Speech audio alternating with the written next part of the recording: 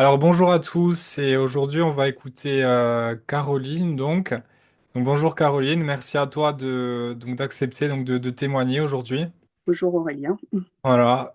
Donc alors ce podcast s'inscrit dans celui donc destiné aux personnes qui ont pris des furoquinolones et donc c'est alors ça s'adresse tant aux victimes que eh bien aux personnes qui s'intéressent à ce eh bien je dirais un peu ce phénomène, puisqu'on note beaucoup de victimes un peu de partout dans le monde. Et j'ai rencontré Caroline donc sur le Facebook Kinolan France, où on regroupe, donc on est actuellement, il me semble, 1200 victimes, c'est ça, il me Je semble. pense, ouais. Mm. Voilà. Et donc aujourd'hui, on va écouter le témoignage de Caroline. Sans plus attendre, on t'écoute, nous t'écoutons. Bon, bonjour à tous et à toutes et merci Aurélien pour ton initiative. Voilà, je m'appelle Caroline, j'ai actuellement 64 ans et j'ai pris donc de la lévofloxacine le 19 octobre 2022. Et en fait, un petit peu, pourquoi j'ai eu de la lévofloxacine suite à une sinusite? En fait, un petit peu avant, j'avais été mordue par un chien. Et ça s'était surinfecté, surinfecté. Donc, j'ai eu pendant plusieurs mois des antibiotiques, ce qui fait que ça a aussi fragilisé mon corps, je pense. Et après, tout a été réglé, tout a été OK. Et au mois d'octobre, je vais voir mon médecin. Et c'était pas mon médecin traitant, c'était un remplaçant. Une sinusite. Il me dit, pas de problème. Comme vous avez des antibiotiques, on va vous en donner un costaud, lévofloxacine et cortisone pendant 7 jours. Pas cortisone, prednisolone, 3 jours, 2 jours, enfin bref, et puis 7 jours lévofloxacine. Et je les ai pris, et puis voilà, la sinusite est partie. Et une semaine après, je partais en vacances justement dans un endroit sympa avec la famille. Puis c'était bizarre parce que j'avais des coups d'électricité dans les jambes quand je descendais les escaliers et tout, au niveau des tibias. Je me dis, mais qu'est-ce qui m'arrive? J'avais vraiment des coups d'électricité bizarres, des décharges électriques en fait. Bon. Et peu de temps après, j'ai une très très forte douleur à l'œil droit, pardon. Il m'a tapé jusque dans la nuque, mais vraiment violent. Et en rentrant, j'ai décidé d'aller voir l'ophtalmo, peut-être que j'avais un problème aux yeux. L'ophtalmo a décelé un problème peut-être à la papille, pas pupille, mais papille, et donc un IRM. Donc c'est une anomalie, mais pas une pathologie. Donc je me fais surveiller tous les 6 mois par cette ophtalmologue.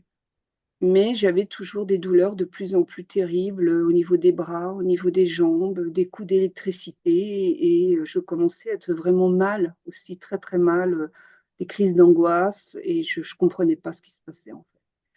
Et j'avais tellement mal que donc j'ai été hospitalisée en neurologie parce que oui, avec l'IRM, on a vu que j'avais pas mal de taches blanches, des taches de hyperflair, bref.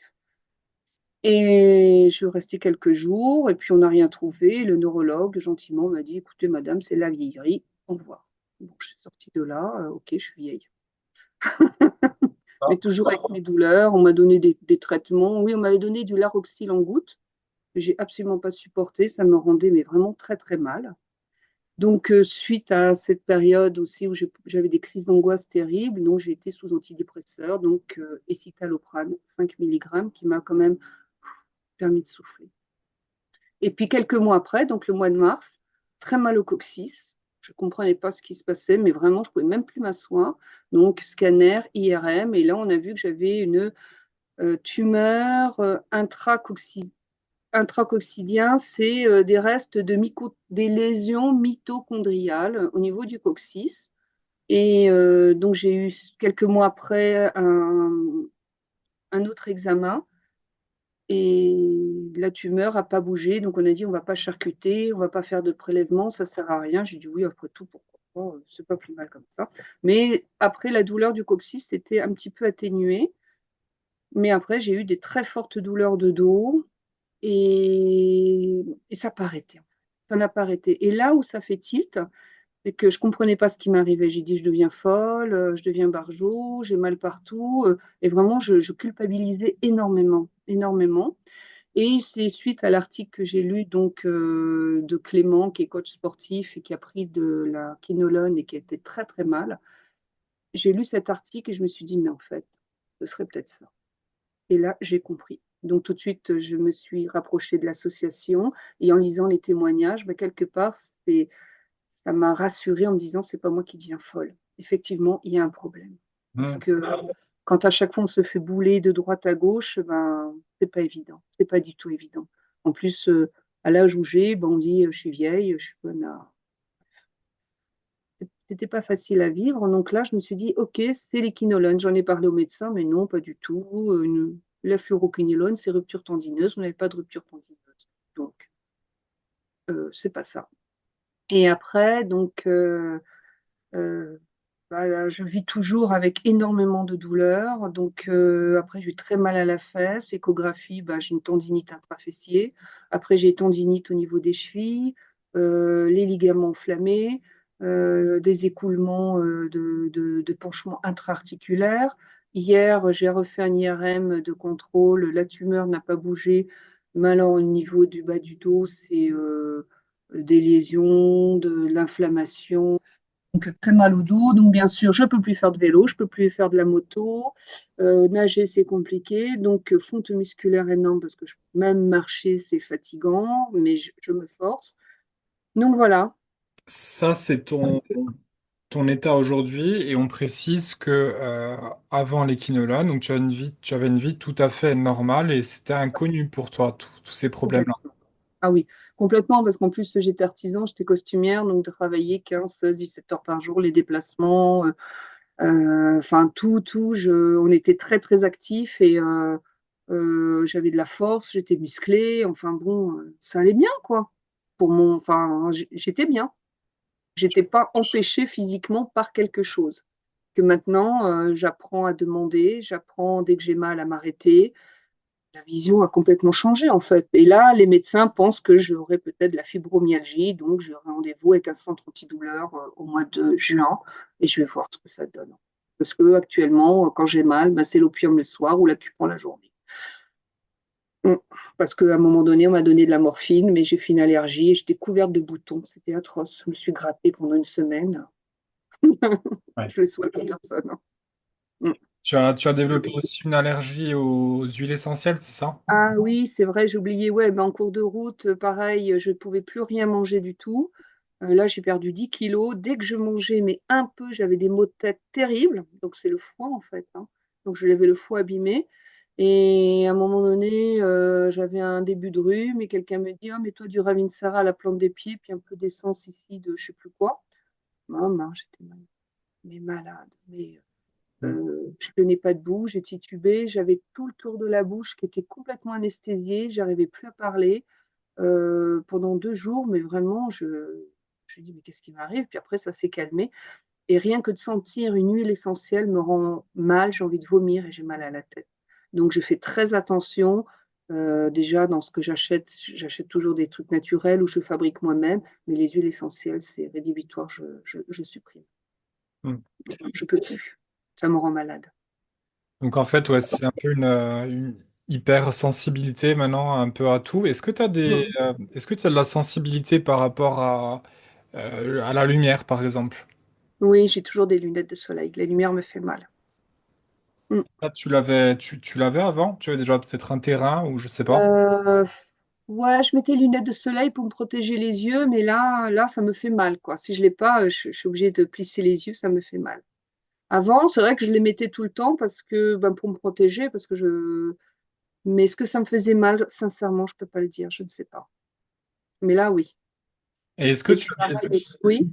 Pardon? Non, vas-y, vas-y, je t'en prie, vas-y.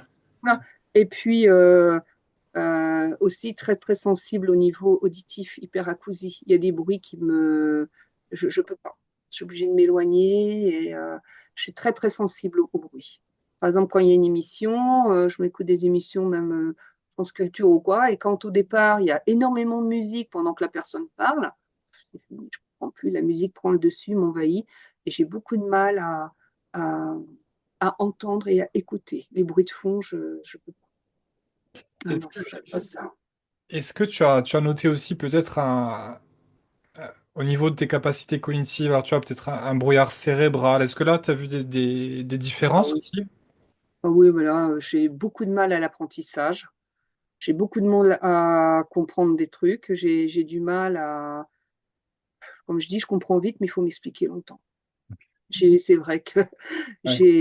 je percute pas. Je percute pas comme avant. Je comprends, j'ai l'impression d'avoir baissé en capacité, oui, tout à fait, cognitive. Et oui, et à un moment donné, j'en ai parlé à mon médecin parce que ça m'inquiétait. Et elle me disait que d'avoir mal tout le temps, a un impact aussi au niveau cognitif. La douleur constante peut entraîner une baisse de capacité cognitive. Là, on a réussi à calmer un peu les douleurs, ça va mieux. Je peux récupérer au niveau. Non, non. Alors après, on va me dire que c'est peut-être l'âge, je sais Écoute, en tout cas, tu n'es pas non plus à un âge hyper avancé. Normalement, tu es censé avoir des capacités cognitives. Bon, euh, je veux dire, de toute façon, si sa théorie était plausible, en prenant des antidouleurs, logiquement, tu aurais dû récupérer tes capacités rien. cognitives. Non, non, non, non, non. Il y a des trucs que je percute pas du tout. Voilà, j'accepte. Donc du coup, tu as des symptômes donc alors musculo-squelettiques. Donc on a parlé Oui, donc voilà, tendinite au fessier, au tendon oui, d'Achille. aux deux chevilles. Ouais. Les deux, ouais. Les deux chevilles, des douleurs neuropathiques, donc des douleurs ou alors les cuisses. Quand je marche un peu, j'ai des brûlures sur les dessus des cuisses, mais ça me brûle, j'ai du feu, carrément du feu. Ça fait très mal. Euh, Je m'en rappelle, j'avais été, parce qu'à un moment donné, j'ai commencé à avoir mal tout le temps, je comprenais pas et je me suis dit, ça va pas, il faut que je me pose. Et je suis partie toute seule au monastère que j'aime, enfin, que j'ai découvert et que j'aime beaucoup maintenant, au monastère de Ganagobi. C'est à pas loin de Gap, donc c'est à 3 heures de chez nous. Moi, j'habite en Savoie. Et pour me poser, parce que ça n'allait plus du tout, en fait, et ça m'a fait énormément de bien. D'ailleurs, tous les ans, j'y retourne. Et la deuxième année, la forêt est magnifique, la forêt d'une beauté. Et je me promenais, ben, j'ai dû rester couchée 2 jours parce que j'avais du feu dans les cuisses, du feu partout. Et ben, je suis restée couchée 2 jours. C'était pas possible, je pouvais plus marcher. Alors, Voilà, ce qu'on a c'est des remarqué, trucs. c'est la question que je voulais te poser. Ce qu'on a remarqué avec les floxés, c'est que très souvent, tu vois, tu fais l'effort le jour même et ça va, t'as pas trop de douleur. Et très souvent, c'est 1, 2 jours plus tard qu'on a les douleurs. Ouais, tout à fait. Tout à fait. Ben, le week-end dernier, là, ma fille qui fait beaucoup d'escalade me dit, allez, viens, je vais t'emmener faire une petite voie. Avant, j'escaladais. Je dis, bon, je suis pas sûre de pouvoir, mais pourquoi pas?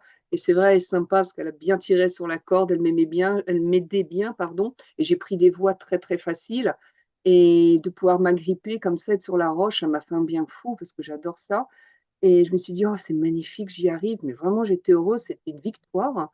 Et le lendemain, on est allé au bain au Terme Chevalet. Et rien que les bulles, les toutes petites bulles, les grosses bulles, alors là, ça me faisait trop mal. Et je me suis allongée avec les petites bulles de couche. Je dis, non, j'ai mal, j'ai mal. Les moindres petites bulles me faisaient mal. Le sauna, j'ai pu rester 1 minute à peine, j'étais pas bien, mal de tête. J'ai pris une chaise longue et je me suis allongée. Puis j'ai attendu que, Hmm. voilà, tout le monde s'en aille après, quoi, en fait. Hmm. Voilà. Là, c'était le lendemain d'un effort. J'avais fait 2 voies. Mais j'étais contente. Ah, c'est donc, mais je sais à quel point, en fait, en fait, les changements avec ces quinones, ils sont dans tous les, parce que du coup, après, on fait moins d'activités, potentiellement, on voit moins notre famille, on fait moins de choses, et c'est vraiment un cercle. Ouais, euh, Est-ce que oui. tu, alors moi, ce que je voulais te demander, donc, comment vis-tu cette situation? Parce que là, peut-être pour les gens qui nous regardent et qui comprennent pas un peu ce que c'est que l'équinolone, parce que je pense qu'il faut le vivre pour comprendre. C'est Mm. ceux qui comprennent pas, parce que les gens se disent, ben on prend un antibiotique et après notre vie est changée. Bon, des gens peut-être peuvent penser, oui, mais l'antibiotique après il sort du système, c'est réglé. Voilà, je sais Oui, que ça peut être très dur pour les gens de comprendre ce que c'est, ce qu'on ouais. vit, et c'est pour ça que je fais ces vidéos-là. Comment tu ressens la chose? Comment tu vis cet événement? C'est un vrai traumatisme sans doute. Alors, comment je ressens déjà? J'ai du mal à en parler parce que quand j'en parle, oh, c'est un antibiotique, tu l'évacues, c'est bon, mais non, c'est pas vrai. Et parfois, lorsque j'en ai parlé même au kiné, lorsque j'en parlais à la rhumatologue ou d'autres, maintenant, quand j'en parle, j'y vais vraiment avec beaucoup de pincettes parce que j'ai peur de la réaction. Et comme on n'est pas compris, je sais pas comment ça peut être reçu en fait. Et c'est vrai que maintenant, je n'en parle pas aisément, je le dis pas en fait. Je le dis pas alors que je sais que ça atteint jusqu'à la cellule, jusqu'à l'ADN et ça modifie complètement le corps et ça peut attaquer n'importe où dans le corps. Et au médecin, là, dernièrement, j'en ai dit oui, avec les fluoroquinolones, oui, oui, oui, mais bon, en fait, j'y vais à tâtons. J'y vais tout doucement et je vois, et sinon, ben, j'arrête d'en parler parce que Tu te sens pas entendu, en fait. bah ouais, c'est pas évident, comment l'expliquer. Ou alors j'avais envie, moi, de faire des photocopies de tous les rapports et puis les donner à différents médecins. Est-ce qu'ils vont les lire? Je sais. Voilà, et moi, ce qui a changé dans la vie, c'est ben, justement, ben, je me suis dit, cette épreuve, elle m'arrive, c'est pas pour rien, et qu'est-ce que j'en fais? Me dit Boris Cyrulnik, hein, justement, dans toute épreuve aussi difficile, c'est qu'est-ce qu'on en fait? Donc, justement, qu'est-ce que j'en fais? Donc, changer sa façon, le regard sur soi, le regard sur l'autre et le regard sur le monde, et accepter de ne pas pouvoir faire. Accepter de s'arrêter quand on a mal, accepter de demander de l'aide, parce qu'à un moment donné, c'est mon mari qui m'aidait à me déshabiller, à prendre la douche. Je ne pouvais plus, même à me traîner jusqu'au lit, même à m'apporter à manger au lit, parce que je ne pouvais plus, dans les moments de crise, hein. Et donc, bah, accepter cet état de fait, déjà, c'est important. C'est important. Et pas lutter, ça sert à rien. Et, et donc, bah, se dire, j'ai des choses aussi à changer. Qu'est-ce qui est important? Qu'est-ce que je fais? Je pense, qu'est-ce qui est important? Qu'est-ce qui est moins important? Donc, faire du tri, faire des choix et aller à l'essentiel. Donc, ça, c'est une démarche, pour moi, je trouve assez positive. Et c'est vraiment positif. Mm. C'est certain que, en fait, ça me fait penser quand tu m'expliquais, quand tu parlais, donc, tu nous parlais de l'acceptation, ça me fait penser un peu à quand on est dans du sable mouvant. Si on essaie de lutter, bah, plus on a l'impression que plus on lutte, plus on s'enfonce, quoi. Exactement. Mm. Donc là, en Exactement. fait, Donc, voilà, ou même quand on est pris dans les baïnes à la mer, eh ben, se laisser entraîner que de lutter, on peut se noyer. Tout à fait. Donc là, et puis et regarder ce qui se passe et comprendre. Donc c'est vrai qu'au niveau, comme je t'expliquais, au niveau alimentaire, nous, on a toujours fait très, très attention. On n'a jamais mangé de produits industriels parce que je sais que c'est de la cochonnerie, c'est de la souffrance. Et puis c'est au niveau économique, je trouve que c'est scandaleux tout ce qui se passe. Et ça fait plus de 40 ans que j'ai cette optique de vie et de pensée.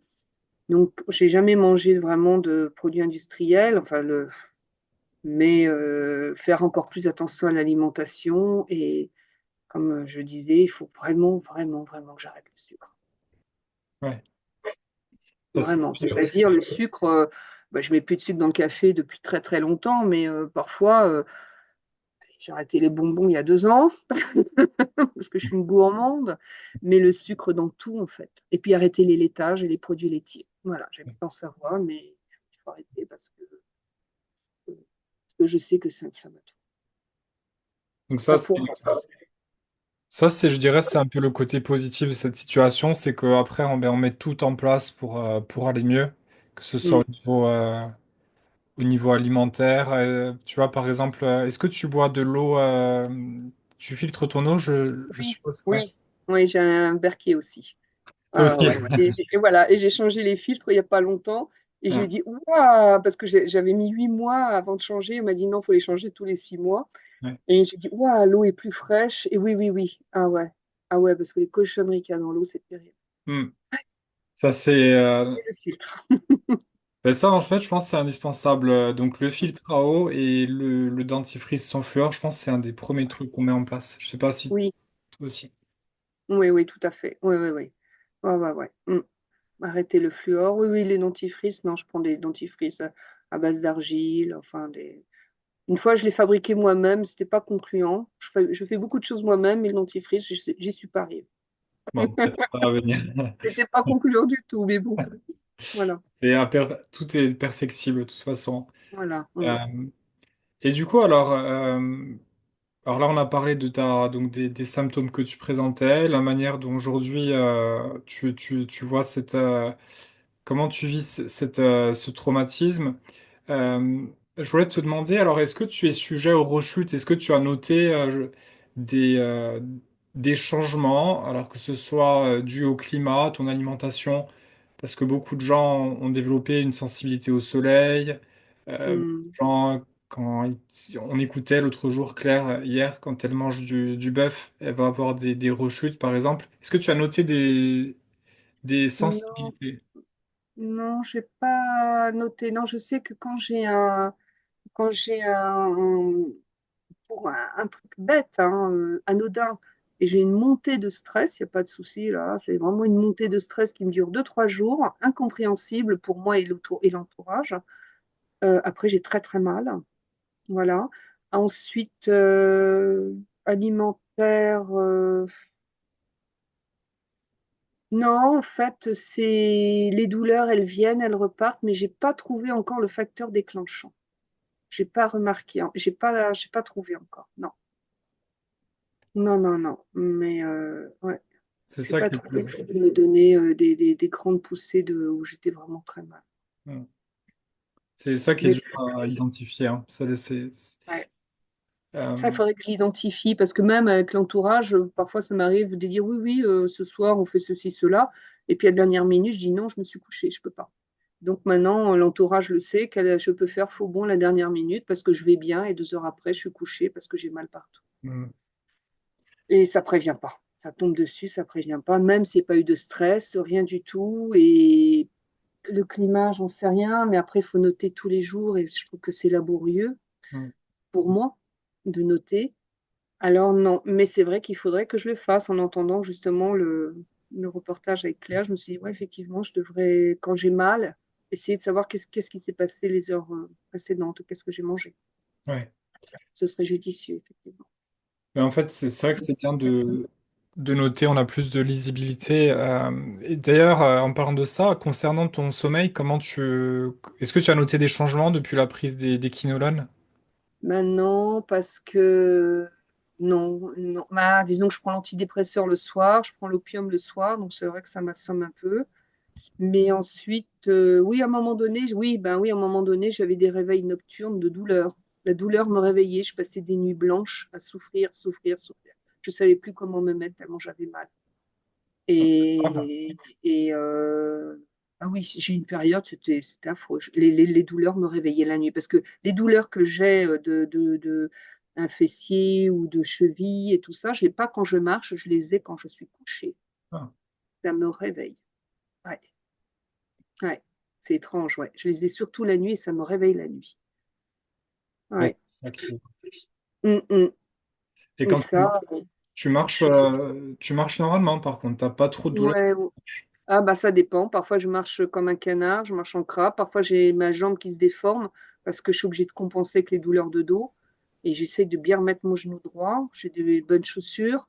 Et parfois j'arrive à marcher normalement. Mais parfois je marche comme un crabe, quoi. Je suis comme ça parce que Hmm. c'est le matin surtout. Et après l'après-midi, ça va mieux. Bon, tu vois, donc déjà, ok, donc tu as noté quand même Ouais, En fait, c'est ça. Après, on devient un peu maître de son corps. On voit un peu ce qui nous fait mal, ce qui nous convient, ce qui ouais, nous convient moins. Est-ce que, alors j'aimerais bien parler un peu, je dirais, concernant les moyens peut-être juridiques que nous avons à notre disposition, puisque, alors il y a une plainte au pénal hein, qui a été lancée, donc collective. Euh, alors l'idée de faire un recours, peut-être c'est envisageable, parce que, voilà, pour ceux qui nous regardent, qui nous écoutent, depuis 2019, donc avec l'ANSM et la Haute Autorité de la Santé, il y a eu des recommandations qui ont été émises de leur part afin de prescrire les quinolones en dernière intention, enfin du moins de prendre garde dans la prescription. Et on le voit au vu des nombreuses victimes que nous sommes que ce n'est pas respecté.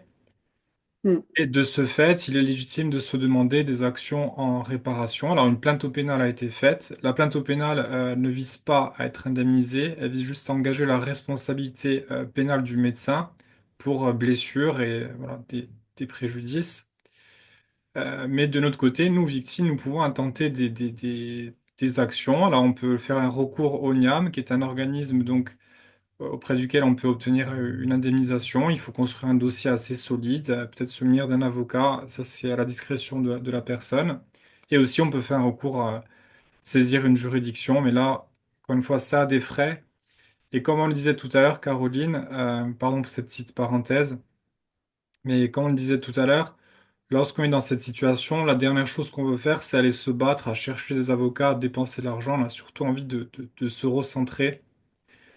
Euh, alors, qu'en est-il? Je ne sais pas si tu veux peut-être partager, on en a parlé tout à l'heure, mais peut-être pour ceux qui nous écoutent, qu'en est-il de ta part? Est-ce que tu as considéré la chose? Est-ce que la chose te paraîtrait pertinent à long terme? Oui, complètement. Complètement, oui. Voilà, parce que après, alors qu'est-ce que tu y verrais dans... Quelle serait l'intention de cette action? C'est dire il y a une injustice, il y a quelque chose qui n'a pas été respecté. Pourquoi je me retrouve comme ça? C'est des questions en fait. Et être connu surtout. C'est-à-dire que quand on est confronté au milieu médical, pas être obligé de se justifier à chaque fois et d'expliquer, être connu. Hmm. Déjà, ce serait énorme. Hmm. Mm. Ben, aux États-Unis, ils commencent à avoir Et- Ouais, ben, ça va être compliqué, comme tu dis. Aux États-Unis, ils commencent à avoir, je pense qu'ils vont mettre en place là sous peu donc un diagnostic donc officiel où voilà, il a un lien est établi donc entre les symptômes que l'on présente suite à la prise des quinolones. Alors voilà, c'est à suivre, hein. Je suis pas sûr de ce que j'avance, mais il me semble que c'est en discussion. Euh, donc en fait, notre problème à nous, c'est un peu ça, c'est comment établir le lien, puisque enfin, très souvent, on m'a toujours dit c'est dans votre tête. Alors c'est une peut-être une fibromyalgie. Mais je pense pas que dans le groupe, nous ayons une victime où noir sur blanc, il est indiqué, voilà, c'est certain, c'est suite à la prise des quinolones. On se bat un peu pour ça. mm, mm. Ah oui, parce que moi, ma vie est complètement changée depuis la prise d'équinolone, hein. Complètement. Mm. Mais ça, comment leur faire comprendre que ce n'est pas nous qui inventons ces symptômes, qui sont hypersensibles, et que... Ben voilà. C'est dur de devoir se justifier, c'est dur de devoir expliquer, c'est dur. Enfin, c'est, on a plutôt besoin d'être écouté et être reconnu en fait. C'est la reconnaissance, je trouve, qui est importante. Plus qu'en fait les indemnités, les trucs. Enfin, c'est surtout de la reconnaissance, disant oui, effectivement, et on peut mettre ça et ça et ça en place pour vous, les victimes des fluoroquinolones. Ce serait bien, En ce fait, serait bien.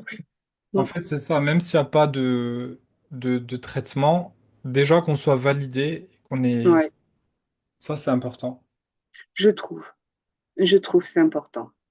Vraiment, vraiment, parce que ça évite à un moment donné de se poser obligatoirement, on se pose des questions. Est-ce que je suis hypocondriaque? Est-ce que c'est dans la tête? Est-ce que ceci? Est-ce que cela? Enfin, bon, l'imagerie répond bien qu'il y a vraiment des soucis.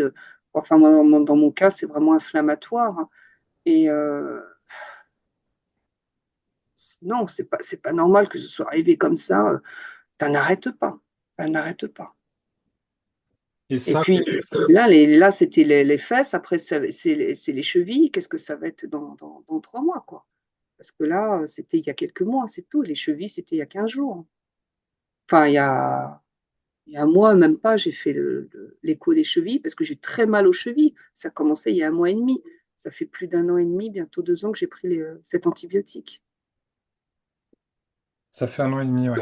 Un an et Et ouais, ouais, octobre de 22, 23, 24, bientôt 3 ans, non? Ah En oui. 20... Et oui, oui, oui, oui, oui, oui, oui. Octobre 22, 23, 24, oui, 2 ans et demi. Et là, j'ai une nouvelle pathologie qui est arrivée il y a quelques mois. Donc cette pathologie, tu penses en lien avec les quinones selon toi, hein, ton ressenti? Ah oui, surtout que je fais plus tellement de sport, je peux plus, je marche comme je peux et que j'ai des tendinites aux deux chevilles, plus inflammatoires, plus, enfin bon, bref, il y a tout un jargon.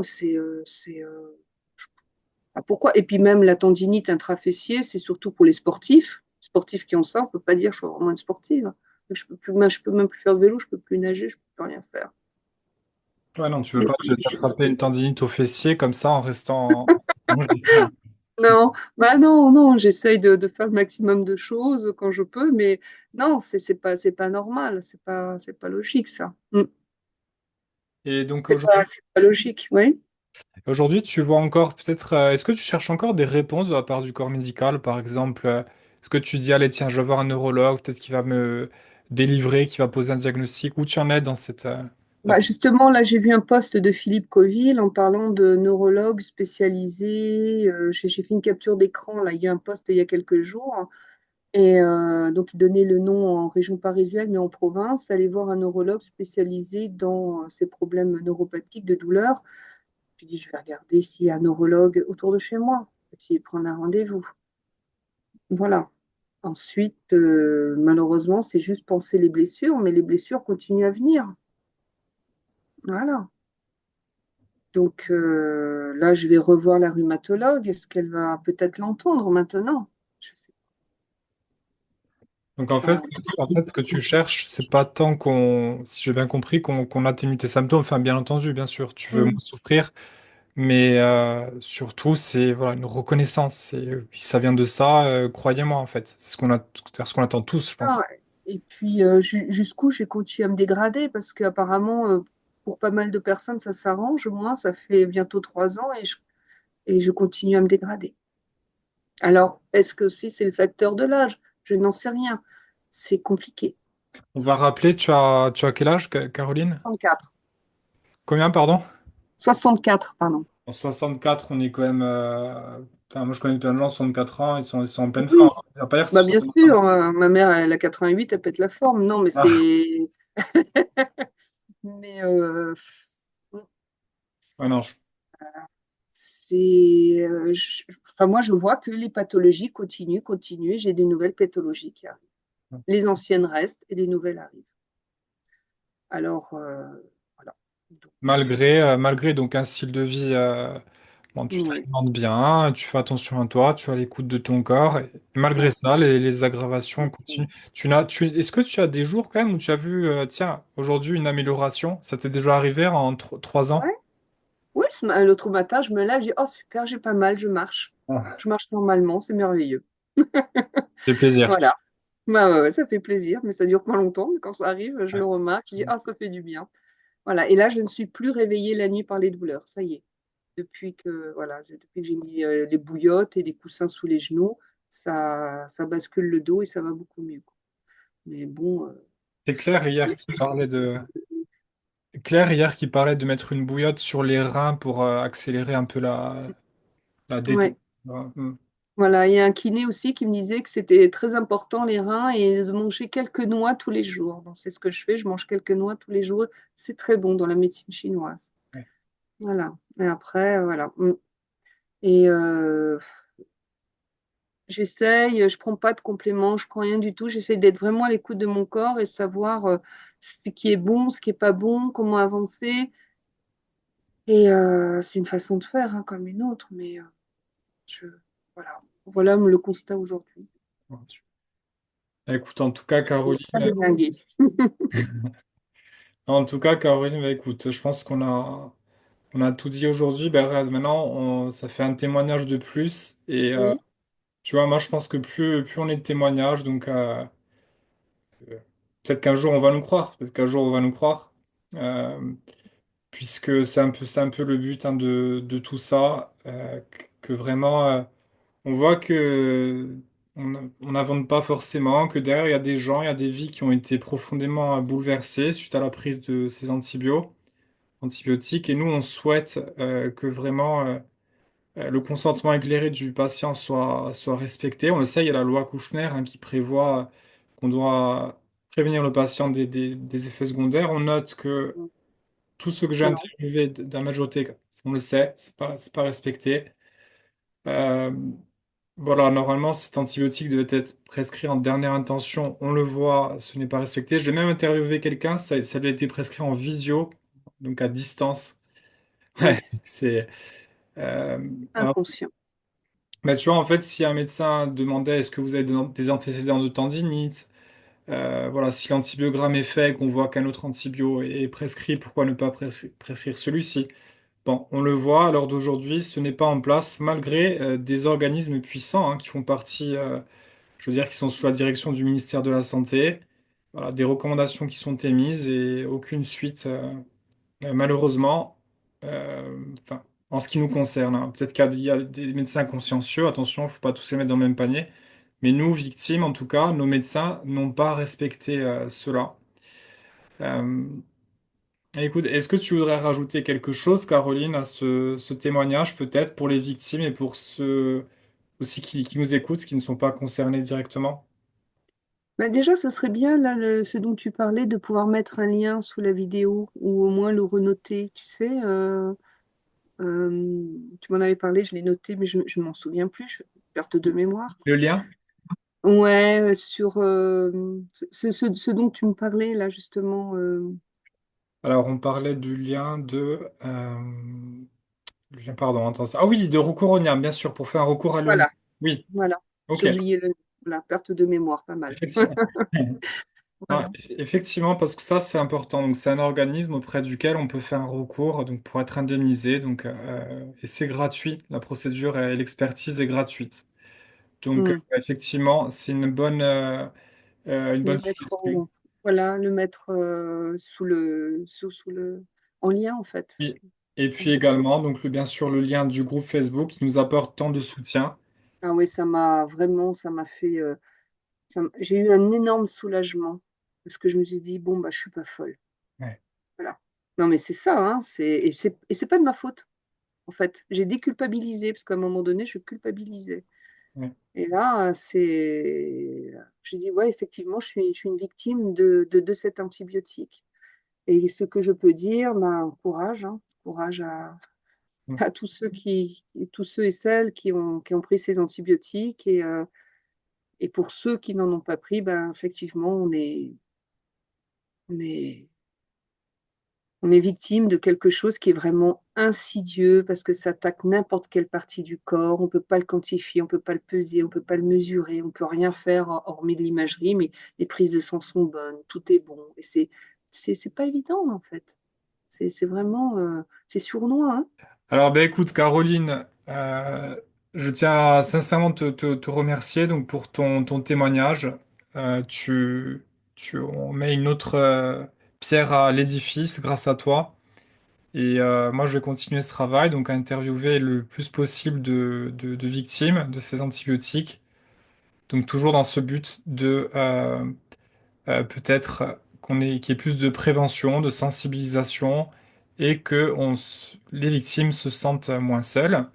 Donc Mm. je te laisse avoir le dernier mot.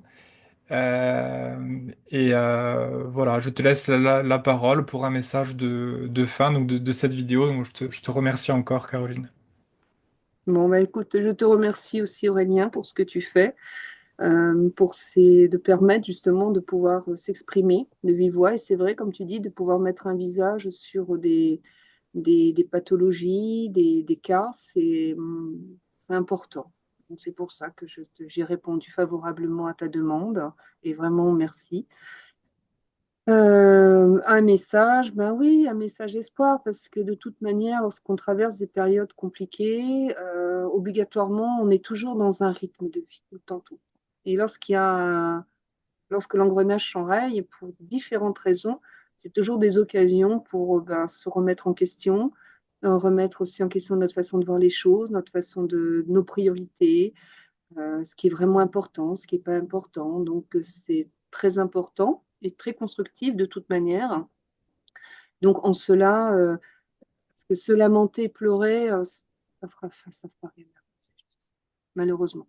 Et donc, au contraire, en ayant un bon moral, ça permet aussi une meilleure guérison aussi, hein, et de mieux aborder les problèmes. Quand vraiment je peux plus avancer, plus rien, je dis, bah, c'est pas grave, allez, je me repose. Lire, c'est compliqué, parce que quand on a mal, je ne peux pas lire. Et ben, bref. Mais vraiment prendre le temps pour soi, pour les autres, et c'est une vie qui change et en essayant de garder vraiment le meilleur et en jetant ce qui n'était pas terrible, pas forcément utile. Donc s'améliorer, s'enrichir, et voilà. Donc c'est un renouveau. parce que la vie est nouvelle, parce qu'on peut plus faire les choses qu'on pouvait faire avant, mais on peut faire d'autres choses auxquelles on n'aurait pas forcément pensé. Euh, Caroline, merci Voilà. beaucoup. Merci beaucoup pour cette sagesse, ce message d'espoir, vraiment. Ouais. Et bah, écoute, merci encore donc pour ta présence, pour ta sincérité et pour ta démarche. Et puis bah, pour les autres, voilà, merci de nous avoir regardés. Et moi, je vous dis à bientôt donc dans d'autres vidéos, donc pour d'autres témoignages.